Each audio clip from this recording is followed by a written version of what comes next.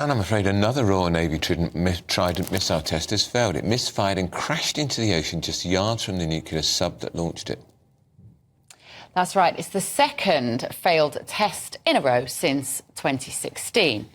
So joining us now is a former chair of the Defence Select Committee, Tobias Ellwood. Good morning, Tobias. Should this kind of thing happen in testing situations? It's clearly sufficiently shocking that it's the front page of The Sun today.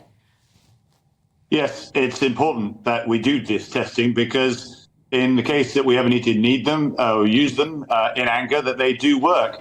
It's worth just pointing out that our nuclear deterrent is the backbone of our defence posture, and its ability to prevent coercion or deter aggression and also help protect our NATO allies is all the more important given where our world is going. Nuclear weapons can be fired from platforms from the air, land or sea. We choose the sea. You've got a picture, I think, of the Vanguard-class submarine there.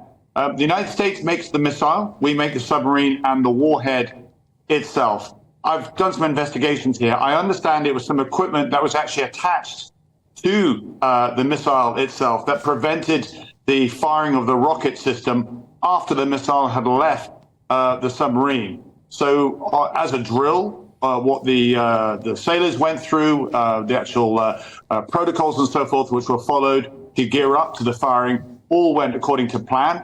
But the actual rocket didn't fire because of the testing equipment. Now, of course, were this to be fired in anger, you wouldn't have that testing equipment strapped on to the missile itself. And therefore, yes, of course, this is embarrassing. We don't like to see this happen. It's made the front page.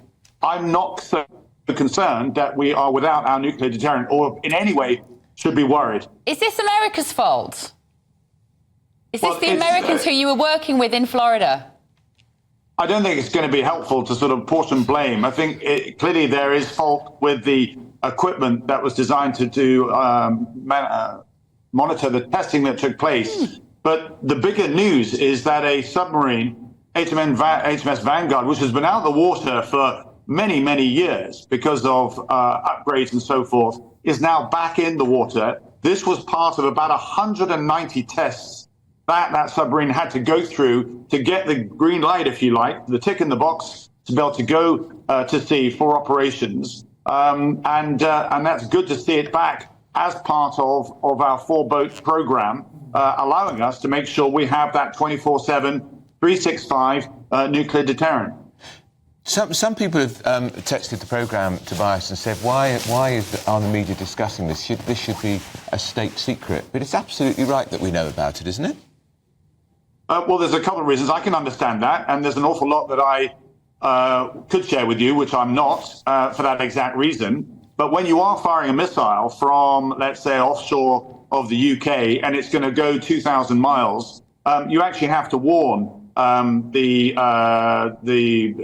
those ships in the Atlantic, and that's exactly what happened. This is one reason why we know that it did fail, because on the 30th of January, a warning order was given out to shipping in that area. Be aware that you might see something fly across the horizon. And of course, it didn't fly across the horizon. It landed in the sea not far from the submarine.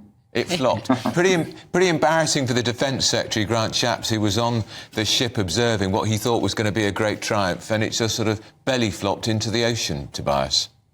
Yeah, you can look at it that way. I can understand why you would want to say that. Of course, we want to get these things right. I, for one, absolutely believe and have been pushing for further increase in our defence spending, further investment in our Royal Navy. I'm pleased that all the other tests went well, but clearly there will be a lot of people with their white overcoats on, looking at this very, very carefully, thinking, what can we do to make sure this doesn't happen again? All right, Tobias Ellwood, good to see you. Thanks for joining us this morning.